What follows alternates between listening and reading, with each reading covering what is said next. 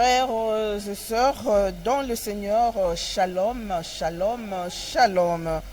Nous voici ici aujourd'hui sur ce plateau pour parler des actes des prophètes. Comme a su l'indiquer le nom de cette émission, dites-le-nous des actes des prophètes. Pour en parler, pour animer ce plateau aujourd'hui, je ne suis pas seul. Sur ce plateau, je suis avec l'ancien Armel Nzinga. Bonjour, ancien. Bonjour, ma sœur Bénédicte. Alors, nous allons parler de la guérison miraculeuse. Eh bien, la Bible nous dit dans Luc 17, versets 12 à 17, les 10 lépreux ont trouvé guérison et il n'y avait qu'un seul qui est revenu auprès du Seigneur pour rendre témoignage.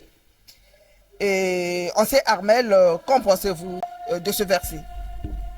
Oui, merci ma sœur Bénédicte pour cette question. C'est vrai, parmi les 10 lépreux, un seul était revenu pour rendre témoignage.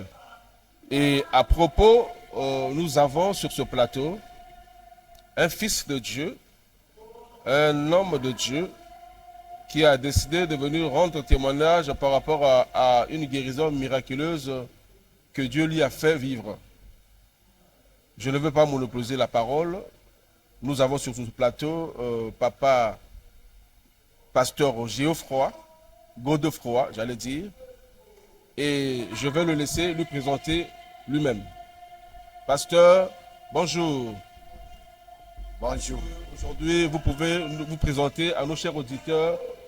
Dites-nous votre nom, comment on vous appelle et tous les détails sur votre identité. Bonjour, shalom. Je me présente pasteur Godefroy Ngoma Serge. Je suis un serviteur de Dieu. Il y a une majorité des serviteurs de Dieu au Congo-Brazzaville qui me connaissent. Qui me connaissent, mais ce que Dieu m'a fait, c'est pour cela que je suis revenu encore tout près de cette église, tout près des prophètes Christ, pour témoigner les merveilles de son Dieu. Pasteur, Togo Lekalana Lingala, parce que ali na bato mosusu be bana besoin koyeba nini nzambe asali na bomoi na yo. Donc pasteur Godefroy Ngoma, le peuple de Dieu elingi et découvrir miracle nini nzambe asali na kati na yo, et est-ce que na pokwa lelo o décidé ya koloba yango? Ya solo mama na pokwa lelo na décidé na loba pole na li moko ya ba maladie oyo na koki ko pesa batu kondima sikoyo soki bayebaka te ke nzambe asalaka mengai na komi témoignage ya nzambe parce que maladie onga na beli oyo ekute ke cher batu ambongo ebele bakufi na miso na nga na maladie oyo batu oyo pe baza na mbongo te bakufi na miso na nga na maladie oyo.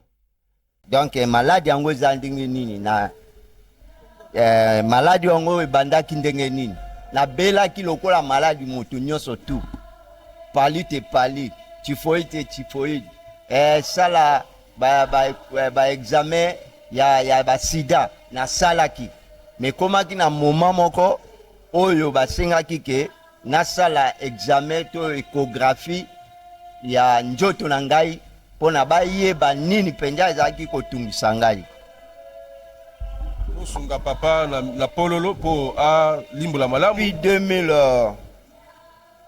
2017 na bandai ko souffrir na bandi na ba SMI ba examen ba SMI et ali nanga obuye na longoli na SMI na kinaki na clinique moko na kotanga esika yango ya te me ana kati ya Brazzaville wa na tala ngai pe awa nde kuna basenga nga na sala examen oyo tozali komona examen oyo boye examen oyo basengaki na ngai échographie na sala.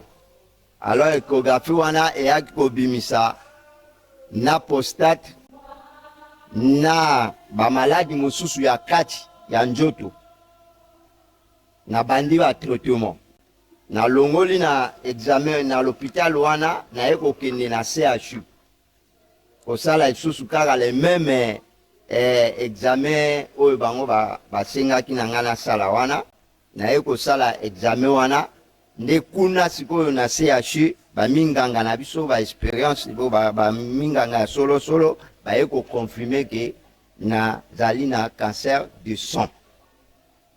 Na kati ya cancer du sang wana na nyokwami vraiment ya konyokwama bakisi na sombi ya ndenge na ndenge kino nayaki kokotisa mokanda na ministère ya la santé mpona kozwa lisungi ya kozwa mwa mbongo mpona kosombaka bakisi parce que yana bakisi mosusu awa soki nalakisi na bino awa bato babelisi bato ya bacancer bakoyeba yango eza bakisi mosusu okomona pakeka ya moke boye me ya ba 7000 eza na ba 8000 ya na ba 10000 lokola oyo nde mpenza ezangaka te na pharmacie à l'air nyonso tu pharmacie ese eyebaki nga na kisi oyo boye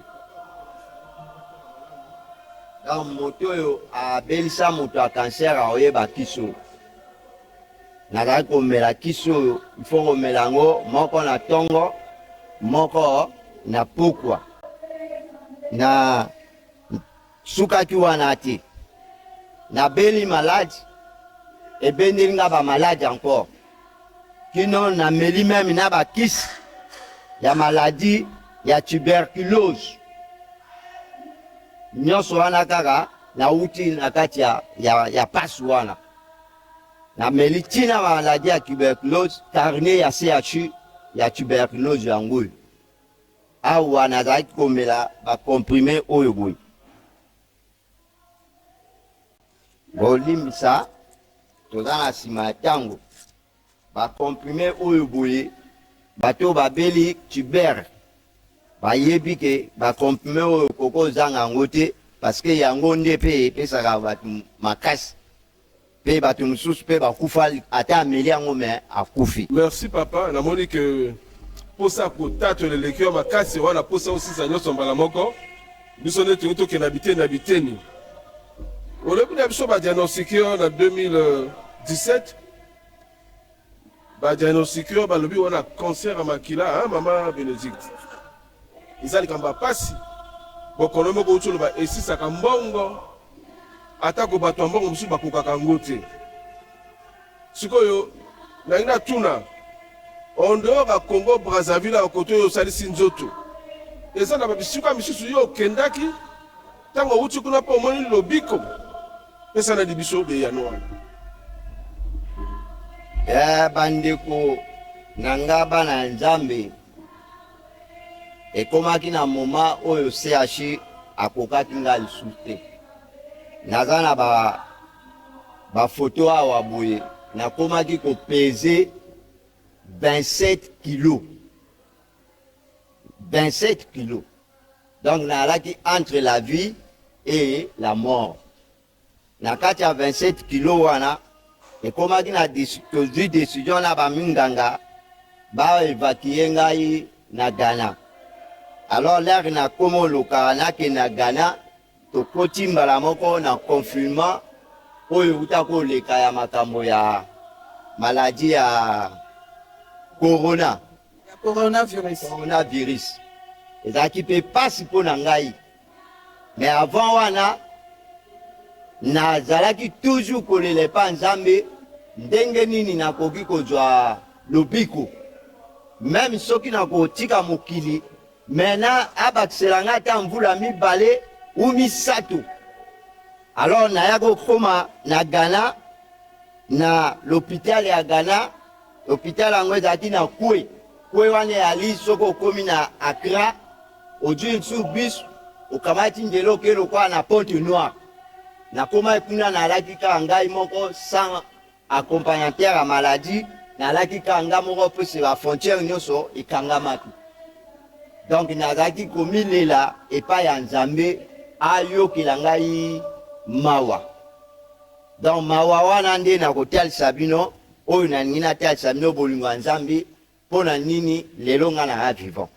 Et donc, traitement nini, nasima bayaka o découvrir que yo o allé na concert ya makila, o sali babi bebo, keti na Ghana, traitement nini, ba pesa ki yo. Traitement bapesaki nga eyalaki kaka conseil e kokamata produit oyo boye kisi oyo boye bato oyo mpe babeli na kati ya bamaladi oyo bayebi yango na pharmacie eyalaka talo me ndenge nalobi nasengaki loboko na ministère ya la santé donc nakomaki kokende kokamata kisi oyo bwatu moko oyo chaque jour na CHU ba ordonnance nango eza nanga awa boye ba ordonnance nango ezali awa boye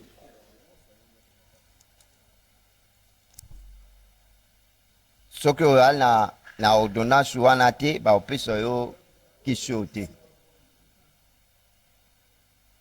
donc ordonnance wana na bakisi oyo soki esili en dehors à wana il faut que ça la toujours oyeba ko sala test ya makila parce que yange O sala ka contrôle de à chaque instant pour là-bas yeba niveau ya nini ya traitement ndenge nini simba to simba ou bien zo simba ti ninde Oui papa, et ali somo mingi kotala ete ndeko aleki na bisika biyike pona makono bala makambo bokono na ye oyo sata na posa na ya kubuma. Mais kasi papa Godefroid. Papa uza musala na nzambe na ina tuna boye. Sikoyo nazo mono bokolongono. Na ebite so bokolongo esili kati na yo to esili te. Mais nazo mona ko sosola be nazo mona ke oza susu ndenge ozalaki te. Na moni ke matamba ezongi po ata na bilili tokotina ba photo yo tango ozalaki ya kokonda. Nini esali yo boye, nini guérir yo, miracle nini salami. Est-ce que kaka na l'hôpital to epa mosala nzambe, soki ya solo epa mosala nzambe, yo moko pe ki mosala nzambe. Mais obili so esika mosala nzambe pona nini loba biso penza la bosolo. Donc papa Godefroid tongaki koyeba secret na yo en fait ya nini parce que yo longoli Brazzaville OK na Ghana on suit presque le même traitement avec l'appui du ministère de la santé et donc l'autre monio de 27 kilos aux zongi moto papa tempe et zongi normal vraiment nzamba zolokumo et donc tolingi koyeba nini est motivé yo vraiment au comment au luka vraiment le biko yo moto zali ko souffrir na malade frères et sœurs croyants ou non croyants Nzambe atindeli biso mosakoli na Congo Brazzaville. Mama, ezaki na dernier voyage oyo ngai avana kota avion to ndenge balobaka pepo. Na ya komona mosakoli. Oyo babengi na kombo ya Chris. Ngako. Na ye komona ye. Apesi ngai l'huile. Nani alakisi ngai na Biblia eza quelque part mosala na nzambe moko alingaki akufa nzambe ayebisaki ye kende epai ya moninga mosali na ye ngai wana na kopesa lobiko na yo epai na ye donc soko otali yango sikoyo na génération na biso nde likambo esalami entre ngai na papa Christ mpo ngai nde na ye envers ye na elobi na ye na kati ya bureau na talisi ye baposa oyo nga nalaki nango alobi papa tokobondela nzambe me nzambe azoyebisa nga na motema na ngai okokufa sikoyo te alleluya naleki te bato oyo bakufi ni baprofete ni bapaster ni baministre ebele na mboka na biso bakufi bamisu na maladi ya moke akeyaki me papa apesi nga kaka l'huile amelisi nga l'huile wana apesi nga bouteille ya mai na bosani komema bouteille yango natambola nango leo nyonso tu na kati ya sac na ngai mai wana namelaka mwa elitangaka mwa ndambo donc nzambe ya papa oyo moto asali lelo na témoigner et ezali mbala na nga pe ya liboso na koleka na kati ya etando moke na pesa témoignage oyo parce que na moni oyo nani na monati na uti na 27 kilo na utonga lelo na mati encore poids comme il ko habitude na ngai na tali na moni ke na komi na 65 ezo meteni ngai 65 les 27 à 65 donc malgré ba maladie nyonso satana alatisaki ngai na njoto na bosani koloba no mama na koma même na glycémie na 300 naza na mukanda wana awa mais kaka na nzambe oyo asundisi ngai nazongi na 110. Pourquoi pas na témoigner monene ya nzambe ya Christ? Pourquoi pas? Pourquoi pas na laksa batu bolingo na kokolo bate boya kana Besaida esika oyo ma ezali kotepa tepa soki ozali na bondimu wayo nzambe akosalela yo oyo zokuluka. Godefroy de 27 kilos, lelo 67. En tout cas, nzambe azali monene et yo moko lobi Dieu lumière ezali piscine ya Besteda et donc guérison ezali n'est-ce pas Oui, maman Bénédicte, moni ya makambo yo bato ba moni te banzimaka te bazonzima te ke nzamba tini moto. Ngai na ina jonga na moke to yipto la simatango papa la kisabiso na papier balobaki glycémie. Papier à glycémie balobaki glycémie mati la kisakuna la caméra bato watala ondo bakomaki glycémie ndenge mataki. Papa la kisabiso pe mo kanda à l'hôpital oh balaxi que balobi cancer eza sous te oh recherche comme négative. Papa la na caméra kuna bato abili batala tala yango mokanda oyo balabaki moto cancer de sang tala cancer et silita mokanda yango est confirmé. Awa to salaka makionate awa to salaka makambo ba montage te to zwa moto azana likamone na bosolo bozo mona nde tozo la samikanda moko po total ça ndenge nzambe asali. Siko papa na inga tuna motuna na kati ya mituna suka. En dehors de ma futa oyo papa Christ a pesi yo mosala nzambe le prophète des nations oyo acte prophétique a pesi ma futa na mai yo meli ba kisi ya cher koleka auquel ba mboka ba paya au komi totalement guéri de tout monde ba papier. Alors tonto tuna boye en dehors de ma futa wana est-ce que ça la ko libonde le moko te na mo ya ndenga mosusu. Alléluia, alléluia, peuple de Dieu. Libondeli alaki kaka oyo mosali na nzambe apesaki epai na ngai alobaki ezala na kondima mpo na etando moke eza na ntango na yango elandi mpe na baleur na yango nazalaki koyoka me mikusa nabosani brosse wana natambolaka mpe nango nakokwaka na brosse oyo yo moni elamba nga ndenge nalati boye mokolo kotala meme na bafoto okomona te changement makasi ekoti kati na nga mapapa ya fermeture boye nakongai na okokolata yango te kolata na ngai alaki ka mosuni ya bata e andeoka mosuni ya bata meme lere nazalaki koyaka kokutana na mosala ni nzambe brosse na ngai ezalaki toujours wana mpona nakwaka ya ngai nzoto.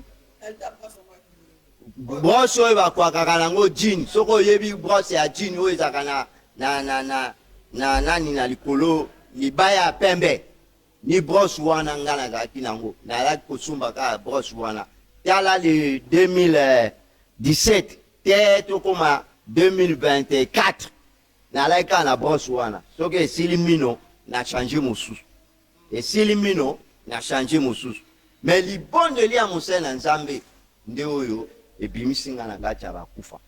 Donc en tout cas témoignage moko édifiant et pour l'étal ça na bato oyo bazoko hésiter vraiment bazima oyo yoza koloba pote ezali témoignage vivant. Yawa ezali matcholité ezali témoignage vivant. Ancien Armel tout na papa Godefroy guérison ana lelo et celle de sorte que yo comme na bonne santé to bonyo comme une sembo retrouver sourire na yo. Donc elingi ko lobati yo nzimi nzambe papa Christ lokola nzambe na yo mama nani Ndenge Ruth Anzimaki Naomi, autant pour moi ancien. Ndenge Ruth Anzimaki Nzambe ya Naomi. Nandimi Nzambe ya Thomas, apôtre, prophète, Christ, lokola Nzambe na ngai, pote nazalaki moto akokufa. Mama na bino etando ezali na batango. Même le lème na nga ezalaki boye te. Ekomaki pembe. Nalako yoka gwa kubilia te. Ni mai ya komela na omela ka atika na mela. Bilia tika na lia po balobi mela kisi. Mengai na njimeli Nzambe ya papa oyo. Mbela nini yo kopesa na bato baza ko hésiter, bo baza ko critiquer, bo baza ko nzima te ti lelo. Ndeko na ngai tokomi na tango ya suka. Tango Yesu alobaki ete ba oyo ya ngai bakokumba melanga na bosolo pe na vérité. Ngai nazo kopesa yo mbela. Bien-aimé, je te dis, même si tu es à l'Afrique, à l'Amérique, à l'Europe, ou partout tu vas trouver cette image-là, venez ici. Viens. Viens voir serviteur de Dieu. Viens lui parler. Viens, il va te parler. Et Dieu, je suis sûr, le Dieu des miracles là, il va faire quelque chose sur toi, ta vie, sur ta famille et sur la nation. Amen. Nazo s'est rappelé à qui thème mon papa a développé au lobby. Ils ont médité de te faire du mal, mais Dieu l'a changé en bien. Amen. Donc, les alliés au papa ou tu azar au lobanabiso, ils sont vraiment rares. Parce que mingi balini ba de retrouver. Bon bané ko la beto. Bazo kokate. Vraiment nzambaza na kati na bango, mais bazo luka va se retrouver. Ne fait que sourire na bango na pour la santé et donc normal. Alors ancien Armel, résumé nini yo kopi ko sala na moi l'essentiel comme na ngonga moke puisque ngonga est public pour ça na pour la toke na suka nini yo koko loba na moke o to sali comme entretien na papa Godefroid. Merci la sœur Bénédicte. Vous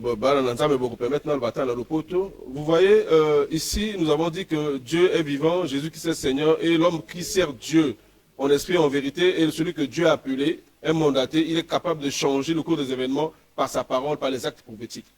Les gens ne cessent de critiquer les actes prophétiques. Regardez un homme cancéreux, déterminé, déclaré cancéreux depuis 2017.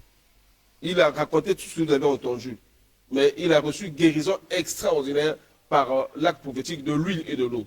Qui peut l'accepter, bien-aimé? Est-ce que la science peut régler un tel problème? Qui peut guérir? Beaucoup de gens sont tombés, même les plus riches sont tombés du cancer, surtout un cancer de sang. Frère, à travers la prière d'un homme saint, à travers l'acte prophétique, le frère, un pasteur, il a trouvé guérison. Et pire encore, un pasteur vient accepter l'office d'un autre pasteur parce que Dieu est vivant. Tout ce que je peux dire, lancer l'appel à ceux qui hésitent encore. Dieu est lumière. On va vous donner l'adresse tout à l'heure et vous serez totalement renseignés pour venir ici dans cette église à la Cité des Miracles et des Prodiges. Dieu est lumière est le Cité des Miracles et des Prodiges. Et là, c'est par là que nous refermons cette émission. Dites-le nous des actes des prophètes. Likez, partagez cette vidéo. L'église, vous l'avez compris, hein, l'église Dieu et Lumière est au rendez-vous. L'église accueille tout le monde. L'église est ouverte tous les jours. Et donc, pour ceux qui sont hésitants, venez découvrir, venez toucher la main de Dieu. Et donc, ancien Armel, où est située l'église de Dieu et Lumière? Rapidement, l'église est située dans le numéro 11 de la rue Intiala, au lycée, quartier Kazis, référence station Puma. Et pour le reste des informations, vous croyez que vous aurez ça affiché au bas de l'écran pour ceux qui vont nous suivre sur Internet et avec toutes les émissions correspondantes, avec toutes les informations correspondantes pour toucher l'église. 11 rue Intiala, quartier Kazis, référence station Puma. Merci. C'est la fin, comme nous venons de le dire, c'est la fin de cette émission. Je ne sais pas, est-ce que le pasteur Godefroid Ngoma peut dire quelque chose? Ce que moi je peux dire, venez. Venez voir. Venez voir. Et quant à nous, nous vous disons au revoir et à la prochaine occasion.